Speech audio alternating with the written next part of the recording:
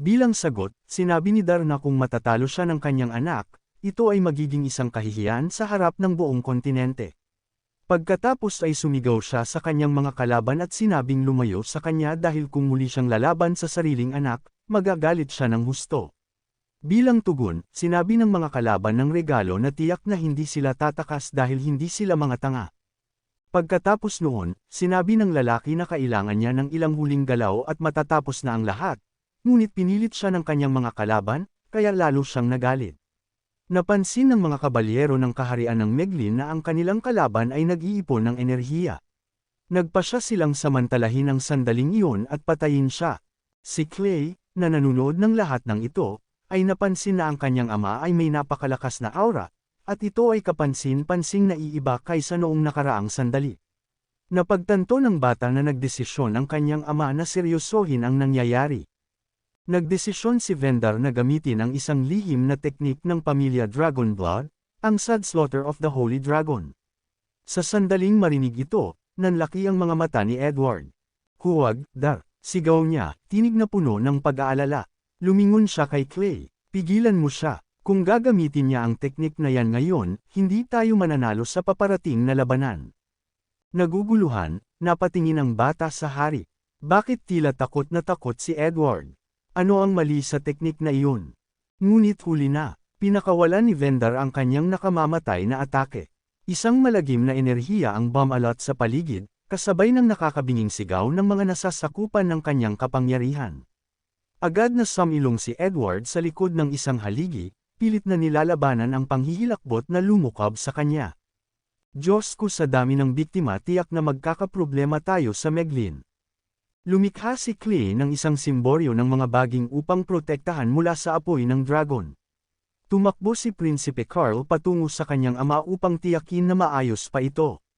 Ang mga taong nakaupo sa mga upuan ay hindi makapaniwala na may isang tao na may ganoong kapangyarihan at sinabi nilang maihahalin tulad ito sa kapangyarihan ng Sword God.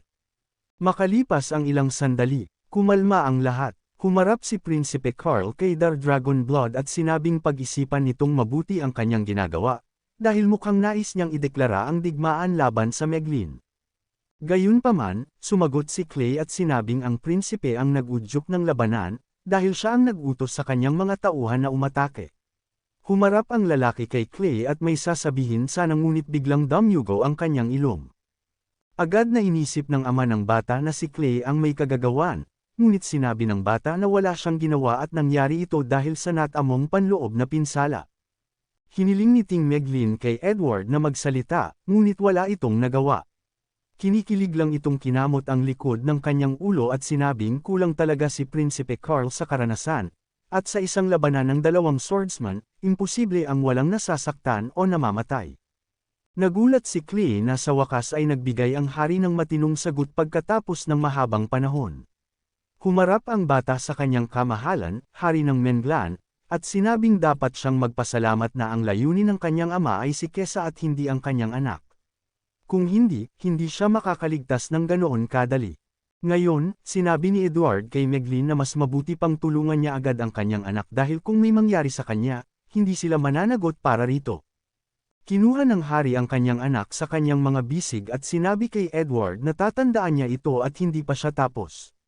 Dagdag pa niya, ang master ng espada na si Mok, na kilala rin bilang Earthstrike, ay nasa ilalim ng kanyang utos, at sa susunod, ipapabayad niya kay Edward at sa pamilya Dragonblood ang nangyari gamit ang kanilang mga buhay. Bilang tugon, sinabi ni Edward na ayos lang sa kanya ang ganitong kasunduan dahil ang Stormwind ay hindi quarter, at gusto nila ng pagkakaiba. Nagulat si Clay nang mapagtanto niyang hindi pala mas mahina ang Stormwind kumpara sa Meglin. Kung gumawa ng konsesyon ang hari, tiyak na makakasira ito sa reputasyon ng Meglin. Sa sandaling iyon, hinawakan ni Cassie ang leleya ng robe ng kanyang hari. Nakiusap siya sa kanyang kamahalan na iligtas siya dahil isinugal pa niya ang kanyang buhay para sa Meglin. Tiningnan ito ni Clay at naisip na marahil maaari pa siyang mailigtas kung ang tatlong cardinal, sa kabila ng panganib sa kanilang buhay, ay magkasamang gumamit ng ipinagbabawal na mahika ng 12 ranggo. Dahil dito, iyon na ang katapusan ni Kesa. Kinuha ng hari ng Meglin ang isang kutsilyo at isinaksak ito sa ulo ni Kesa. Nagulat si Clay sa kanyang nakita. Pagkatapos noon, sinabi ng hari na ang mandirigmang ipinadala ng Meglin ay pinatay niya mismo at hindi ito ginawa ng Longso mula sa Stormwind, kaya tabla ang laban. Ngumiti si Edward at pinuri ang tiwala sa sarili ng hari dahil kahit sa ganitong sitwasyon, hindi pa rin siya handang aminin ang pagkatalo. Sa parehong oras, naisip ni Clay na bagamat hindi mabuting tao si Kesa, mas lalong naging masama ang sitwasyon dahil lamang sa pagpapanatili ng kanyang dangal. Pagkatapos noon, lumapit ang bata sa kanyang ama. Sinabi niya na maaari na siyang lumabas sa kanyang pandigmang poster dahil wala ng tao sa paligid. Ngunit nanatiling hindi gumagalaw ang kanyang ama. Hinawakan siya ni Clay, ngunit bigla siyang bumagsak sa lupa at nawala ng malay. Sumigaw si Edward na tumawag ng doktor. Makalipas ang ilang sandali, nasa kanyang silid na si General Dar. Nagbibihis siya matapos siyang suriin ng doktor, na nagsabing mahina lamang siya ngunit wala namang malubhang problema. Kailangan lang niyang magpahinga ng kaunti. Matapos noon, umalis ang doktor. Natuwa si Clay at ang hari sa magandang balitang ito.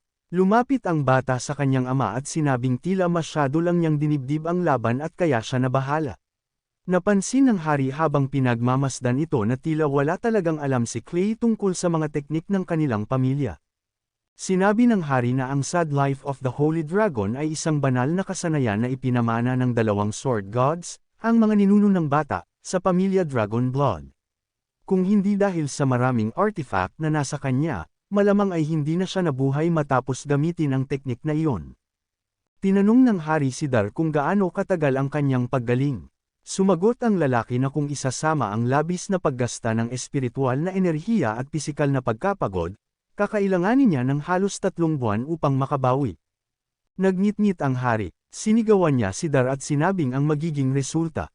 Ang hinaharap na labanan ng Stormwind ay nakasalalay sa kanya, at ang isang nakasulat na abiso tungkol sa pagsisimula ng labanan mula sa Meglin ay kumakatok na sa pintuan. Sinabi ni Edward na nais ng kanyang general ang positibong bagay para sa buong kontinente. Tinanong niya kung bakit kinakailangang gamitin ang teknik na ito laban sa isang kalaban lamang. Bilang sagot, sinabi ng lalaki na ginawa niya ito dahil nagkaroon sila ng pagtatalo ni Clay at hindi siya maaaring matalo sa sarili niyang anak. Pagkatapos noon, sumigaw ang hari sa bata at sinabi na kung ganoon, siya at ang kanyang baliw na madaling sumunod na tauhan ang mananagot dito. Nagulat ang bata at sinabi na ang kanyang berserker ay labis na nagdusa mula sa pagkahilo sa dagat habang nasa transportasyon at kasalukuyan pa lamang na umaangkop. Pagkatapos noon, nataranta ang hari at hindi maisip kung ano ang gagawin. Sa sandaling iyon, inihayag na dumating ang sugo ng Legion of Light upang bumisita. Nagulat ang hari at inutusan ang mga bantay na papasukin ito agad. Sa sandaling iyon, naalala ng hari at napaisip kung paano niya nakalimutan ang ganitong klaseng alas sa kanyang manggas, dahil kung tutulungan siya ni Lena West, mas magiging madali para sa kanila na talunin ang Meglin. Dumating ang isang babae sa silid. Yumuko siya at sinabi na siya si Sasha, ang commander ng Legion of Light, at binabati niya ang kanyang kamahalan, ang hari ng Stormwind. Tumawa ang hari, natuwa, at binati ang babae. Sinabi rin niya na, gaya ng inaasahan, ang mga tauhan ni Lena West ay magaganda at malalakas. Nagulat si Dar nang makita niya si Sasha. Bilang tugon, sinabi ng babae na matagal na silang hindi nagkikita ni General Dar. Matapos noon, sinabi niya na naroon siya sa utos ni Lena West at inimbitahan sina Dar at Baron Clay na pumunta sa banal na bundok. Sinabi ni Dar na ibig sabihin, nais siyang makita ng kanyang ina, kaya naghanda na siya. Naisip ni Clay na ayon sa mga sabi-sabi, tanging sa panahon lamang ng halalan ng Diyos sa maaaring makapunta sa banal na bundok. Lumalabas na ang Legion of Light ay naruroon. Matagal nang nais makita ng bata ang lugar na ito gamit ang kanyang sariling mga mata. Bukod pa rito, naging mas interesado siya sa relasyon ng kanyang ama at ng babaeng ito. Sa banal na kabisera, patungo sina Dar at Sasha sa banal na bundok. Pagod na sumunod sa kanila si Clay, gamit ang kanyang huling lakas. Hiniling ng bata sa kanyang ama na maghintay at nagulat siya na nanatiling masigla pa rin ito kahit na naubos na ang kanyang lakas sa huling labanan. Sinabi ng bata na nandito lang siya bilang pangatlong sobrang tao at kapag nakabalik sila, sasabihin niya ang lahat sa kanyang ina. Sinabi rin ni Clay na paubos na ang kanyang lakas at hindi niya magawa ang Golden Lotus Ritual. Bagamat napakahalaga ng isang ika-7 ranggong scroll, mas mabuti na ito kaysa sa mamatay sa pagkapagod.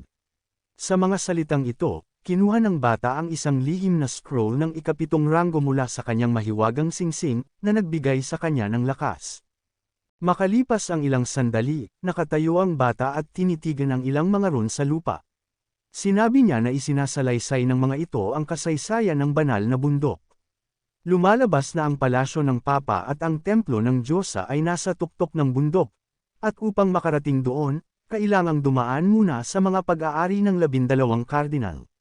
Sa likod na bahagi ay ang Inquisition. Ito ang ipinagbabawal na bahagi ng banal na bundok.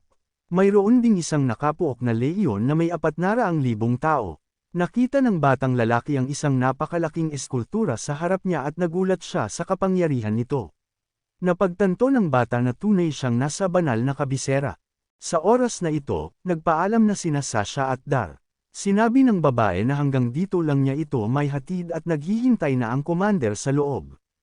Idinagdag din niya na napakasarap makita muli si Dar. Nahiya ang lalaki at sinabing natutuwa rin siya. Sa sandaling iyon, lumapit ang anak niya at tinanong kung kailan nagkaroon ng relasyon ang kanyang ama kay Sasha. Sumagot ang ama na magkaibigan lang sila, pero hindi siya pinaniwalaan ng bata. Maya-maya, may narinig silang boses mula sa pintuan. Ipinatawag si Dar na pumasok kaagad. Sinabi ng lalaki sa kanyang ina na siya ito, kasama ang kanyang anak na si Clay. Pagkatapos noon, pumasok sila sa silid. Kaagad niyang nakita ang matalim na tingin ng kanyang ina, na hindi natuwa sa kanyang pagkalit. Nagdadalawang isip si Dar at nagsimulang humingi ng paumanhin. Gayunpaman, agad na nagbago ang tono ng babae at sinabi niyang hindi na siya galit at gusto na niyang makita ang kanyang sikat na apo sa lalong madaling panahon. Binati ng bata ang kanyang lola at ipinakilala ang sarili bilang si Clay. Idinagdag din niya na maraming ikinwento ang kanyang ama tungkol sa kanyang lola, ngunit hindi niya inaasahan na magiging bata at maganda ito. Dagdag pa ng bata, nagdala siya ng isang bote ng pulot mula sa mga amethyst bilang regalo, pero ngayon na nakita niyang napakaganda ng kanyang lola, pakiramdam niya ay baka hindi na niya ito kailangan. Gayunpaman, labis pa ring nagpasalamat ang babae sa kanyang apo sa naturang regalo at sinabi niyang mas mabuti pa ang bata kaysa sa kanyang ama. Niyakap ng babae ang kanyang apo at sinabing gusto niya talaga ito. Bigla, napansin ng bata na gumagamit ng presyon ang kanyang lola. Gusto nitong silipin ang kanyang kaluluwa upang makita ang kanyang tunay na intensyon. Napansin ng bata na napakalakas ng kanyang lola. Ang kanyang kapangyarihan ay maihahambing na sa isang Diyos ng espada. Ngunit napagtanto rin niya na hindi siya madaling talunin dahil pinalakas niya ang kanyang isipan sa loob ng libu-libong taon bago pa siya muling ipanganak. Sa sandaling iyon, nagsimulang ubuhin ang ama ng bata. Lumapit ang lola sa kanyang anak at tinanong kung bakit siya napakahina na hindi niya nakayanan kahit kaunting presyon. Sa sagot ng lalaki, sinabi niyang nasugatan siya. Sumagot naman ang babae na kawili-wili ang kanyang anak. Idinagdag pa niya na inakala niyang magaling lang ito sa matatamis na pananalita, pero lumalabas na malakas din ito. Sinabi ng lola na maganda ito at ibinigay niya ang lahat ng makakaya niya. Pagkatapos noon, sinabi niyang kukunin niya ang pulot mula sa mga amethyst bilang pasasalamat sa pagtulong kay Clay sa paglutas ng kanyang alitan sa pamilya Suan. Narinig ito ng ama ng bata sa unang pagkakataon at agad niyang tinanong kung ano ang ginawa nito. Sumagot ang bata na nagkaroon lang sila ng kaunting pagtatalo at hinamon pa siya sa isang duelo. Pero pagkatapos noon, hindi na sila nagpadala ng balita. Galit na galit si Charles sa bata at tinanong siya kung paano niya nagawa iyon. Sa sagot ni Clay, sinabi niyang 2 talunan lang ang mga ito na may napakahinang lakas. Gayunpaman, sumagot ang ama ng bata na kalokohan iyon dahil ang pamilya Suan ay nasa ilalim ng pagpapala ng 4 na elemental na Diyos, at walang mahika na mas mahina sa ika-9 na antas ang makakasakit sa kanila, kahit pa ang mga scroll ng isang bata na nasa ika-7 antas. Idinagdag din ni Dar na mabuti na lamang at nakialam ang kanyang lola, dahil kung labis niyang ginalit ang pamilya ng Suan, hindi niya malalaman kung paano siya mamamatay. Hindi rin nakapagtataka na sinubukan siya ng kanyang lola. Sa sandaling iyon, sumingit ang matanda sa pag-uusap at sinabing tapos na ang lahat ng iyon, kailangan na nila iyong kalimutan. Idinagdag din niya na palaging mayabang ang pamilya Suan, kaya mabuti na lang at may nagturo sa kanila ng leksyon. Nagpasalamat ang bata sa kanyang lola at sinabing hindi niya akalaing magkakaroon ng ganitong kalaliman ang sitwasyon. Sumagot ang kanyang lola na ayos lang ang lahat, dahil habang kasama niya ito, walang sinumang mang-aapi sa kanya. Matapos iyon, tinawag ng lola ang kanyang apo at sinabing may ibibigay siya rito. Dinala niya ito sa kanyang kayamanan. Sinabi ng matanda na napakahalaga ng Reg Along na tanggap niya mula sa kanyang apo, kaya't nararapat lamang na suklian niya ito. Sinabi niya sa bata na maaari itong pumili ng anumang bagay na nais nito. Labis na nagulat ang bata dahil hindi matatagpuan sa pangkaraniwang lugar ang ganoong uri ng mga kayamanan. Mayroon ding maraming mga special ring. Hindi niya alam kung ano ang kukunin dahil gusto niyang makuha ang lahat. Sa isang sandali, isang aklat ang nakakuha ng kanyang pansin. Isa itong maalamat na madilim na maneskrito. Kinuha niya ito at sinabi sa kanyang lola na ito ang nais niyang kunin. Sa sandaling iyon, napabuntong hininga ng malalim ang kanyang lola at sinabing tuluyan na niyang nakalimutan ang tungkol dito. Sinabi niyang isang napakapanganib na bagay ito at dapat siyang pumili ng iba pang kayamanan, at papayagan pa niya itong kumuha ng ilang bagay bilang kapalit. Ngunit biglang tumakbo ang bata palayo, tumawa, at pinaalalahanan ang kanyang lola na dapat nitong panindigan ang kanyang sinabi. Dahil dito, nagalit ang matanda at tinanong ang bata kung alam ba nito ang tungkol sa librong iyon. Kumpiyansa siyang sumagot na syempre, hindi naman siya nagtapos sa Magic Academy ng walang dahilan. Ipinaliwanag niya na ang Dark Saint Scripture ay isang aklat na naglalaman ng lahat ng mahika ng kadiliman at necromancy. Bukod pa rito, nakakulong dito ang isang napakalakas na lich, at dahil alam niya ito, naniniwala siyang dapat mapasakamay niya ang aklat. Tinanong siya ng lola ni Clay kung alam na ba niya kung ano talaga iyon o kung gusto pa rin niyang kunin ito. Tumawa siya at sinabing oo. Binalaan siya ng matanda, sinasabing lahat ng mga salamangkero na nag-angkin ng aklat na ito ay nagkaroon ng kakilakilabot na kapalaran. Naniniwala siyang mas ligtas para sa mundo kung mananatili ang aklat sa lugar na iyon. Ipinilit niya na gusto niyang pag-aralan ito ng mas malalim at tiniyak na may kumpiyansa siyang matuklasan ang mga lihim nito. Sumagot ang matanda, sinasabing wala siyang alam tungkol dito. Ipinaliwanag niya na ang nakulong na necromancer sa loob ng aklat ay napakamakapangyarihan at hindi niya ito matatalo. Tinanong niya kung nakasalamuhan na ba ng kanyang lola ang necromancer, at ibinunyag nitong ang White Dragon ang nagbigay sa kanya ng impormasyon tungkol dito. Ang necromancer na nakakulong sa aklat ay ang unang Diyos ng mahika sa kasaysayan, na kilala bilang Undead God Ner. Nangyari ito noong matagal na panahon habang naglalakbay siya kasama si Reno, at ang Dark Scripture ang naglalaman ng kapangyarihang kailangan ni Ner upang sakupin ang katawan ng isang tao at bumalik sa mundo ng mga mortal. Kung hindi sila nakialam noon, ang katawan ng White Dragon ay maaaring nakuha na ni Ner. Binigyang diin niya ang panganib na hatid ni Ner at iginiit na dapat niya itong maunawaan. Nasa selyadong estado pa si Ner nang kalabanin niya ang White Dragon, at dapat nilang siguraduhin na hindi sila ang maging target nito. Tinanong siya ni Clay kung sakaling kaya niyang talunin si Ner, ibibigay ba sa kanya ang aklat. Tinignan siya ng kanyang lola at nagtanong kung paano niya magagapi si Ner sa kanyang kasalukuyang lakas. Bilang tugon, ipinakita niya ang kanyang space ring at sinabing may kasama siya. Nagtaka ang kanyang lola sa kakaibang aura ng mahikang bumalat sa kanya. Tinawag niya si Wella, hinihiling na lumabas ito mula sa space ring at makilala ang kanyang lola. Nagising si Wella at naiinis na nagreklamo, sinasabing palagi siyang ginagambala ni Clay kapag nagpapahinga siya. Tinanong niya kung paano siya babayaran sa abalang ito. Pumayag si Clay at inalok siya ng candy, isang bagong lasa na espesyal niyang inihanda para sa kanya. Pinagmasdan ng lola ni Clay si Wella at tinanong kung siya ba ang tagapagmana ng Elven Queen at kung bakit siya naroon. Ipinaliwanag niya na nakipagkasundo rin siya sa Elven Queen at tutulungan siya nito. Napagtanto ng matanda na ito ang dahilan kung bakit hindi niya masyadong ikinabahala ang panganib at hindi niya agad inuna ang pagsadyap sa kanyang kapatid. Lumalabas na suportado siya ng Elven Queen. Tinanong niya kung maaari na ba niyang kunin ang aklat, at pumayag ang kanyang lola, ngunit pinaalalahanan siyang mag-ingat. Ilang sandali pa, nagbiro si Clay na basta na lang siyang kinuha ang aklat at saka siya pinalayas. Kanina, tinatawag pa siyang mabuting apo, pero ngayon, pinaalis na siya. Iniisip niyang ayos lang iyon dahil nakuha naman niya ang Dark Scripture, kaya pinatawad na niya ito. Samantala, dumating si Kao at tinanong si Clay kung sino siya at kung bingi ba siya. Nagtataka siya kung paano niya nagawang hindi magpakita ng wastong paggalang. Nang magkita sila, pinuna niya ang kakulangan ni Clay sa paggalang.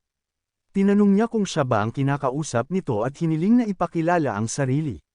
Sumagot ang babae na kahit hindi niya kilala si Clay, naglakas loob itong pumunta sa Holy Mountain at manggulo. Sinabi niyang kailangan nitong matutong rumspeto, sabay diin na siya ang namumuno sa buong Holy Mountain.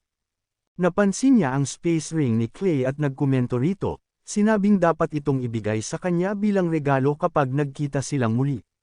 Biro niyang binalaan si Clay na bugbugin niya ito kung hindi ibibigay sa kanya. Sa tingin ni Clay, isa itong garapalang pagnanakaw, at kahit babae siya, sumusobra na. Sinabi niyang maaari naman niyang ibigay ito, pero kailangan niyang kunin mismo kung kaya niya. Sinagot siya ng babae, ipinaalala na siya mismo ang nagsabi niyon at binalaan siyang huwag siyang sisihin kung masaktan siya. Nagalit ito at umatake. Ginamit ni Clay ang kanyang magic shield para pigilan siya at napansin kung gaano siya kaseryoso. Laking gulat niya sa balat ng babae, iniisip kung bakit ito parang Macaulay's kiss at kung tunay nga ba itong tao. Nagdesisyon siyang umatake, at sa halip na matakot, natuwa ang babae at tinanggap ang hamon. Napagtanto ni Clay na hindi ito isang ordinaryong tao, at kung hindi niya seseryosohin ang laban, baka siya pa ang masaktan. Inatake siya ng babae, ngunit nagamit niya ang Tai Chi Divine Skill at 3 beses na matagumpay na nagpalabas ng enerhiya upang mapigilan ito. Muli siyang umatake, at muntik na siyang hindi makaligtas. Hindi makapaniwala si Clay kung paano pa rin ito hindi nasasaktan. Imposible. Nagdesisyon siyang gamitin ang Tai Chi Divine Skill na may 5 matagumpay na pagpapakawala ng enerhiya. Hindi pa rin ito nasaktan, at nagkomento pang hindi iyon sapat. Sinubukan niya ang Tai Chi Divine Skill na may 7 matagumpay na pagpapakawala ng enerhiya. Sa wakas, bumagsak ang babae ngunit mabilis ding bumangon, sabay akas ang inaapi siya ni Clay habang nagsisimulang umiyak. Natarante si Clay at nagpa siya ng tumakbo, desperadong naghahanap ng makikialam. Hindi niya maintindihan kung sino siya, pero sigurado siyang maaaring mapahamak siya ng gusto kung magpapatuloy pa ang laban. Sumigaw si Kasha, sinasabing inaapi ni Clay ang mga tao, sabay sugod sa kanya. Naisip ni Clay na kahit isang elepante ay hindi makakayanan ang ganoong kalakas na atake, kaya kahit gaano kalakas ang babaeng ito, dapat na siyang kumalma. Ginamit niya ng perpekto ang Tai Chi Divine Skill upang umatake, ngunit naiwasan ito ng babae, dahilan upang mabutas ang sahig. Pinagmasdan siya ni Clay at tinanong kung sino siya, habang nagrereklamo naman ang babae na nasira ang kanyang sapatos. Naisip ni Clay na ang bato sa daan ng Holy Mountain ay pinatibay gamit ang mahika upang maging singtigas ng bakal, pero nawasak lang ito ng ganoon kadali. Napagtanto ni Clay na hindi niya kayang labanan ang ganitong uri ng kapangyarihan ng harapan. Patuloy na sumigaw si Kasha, sinasabing malaking gulo ang pinasok ni Clay dahil sinira niya ang kanyang sapatos at kailangang bayaran siya, hindi lang ng 100 pares, kundi 1,000 pares. Muli siyang umatake, ngunit ginamit ni Clay ang vine technique upang itali ang kanyang mga kamay at paa. Tinawag ni Clay ang kanyang lola, na agad namang dumating at napansin ang pinsala sa paligid. Tinanong niya kung ano ang nangyari. Sinabi ni Kasha na inakusahan siya ni Lena West na inaapi siya ni Clay, kaya humingi siya ng tulong upang turuan ito ng leksyon.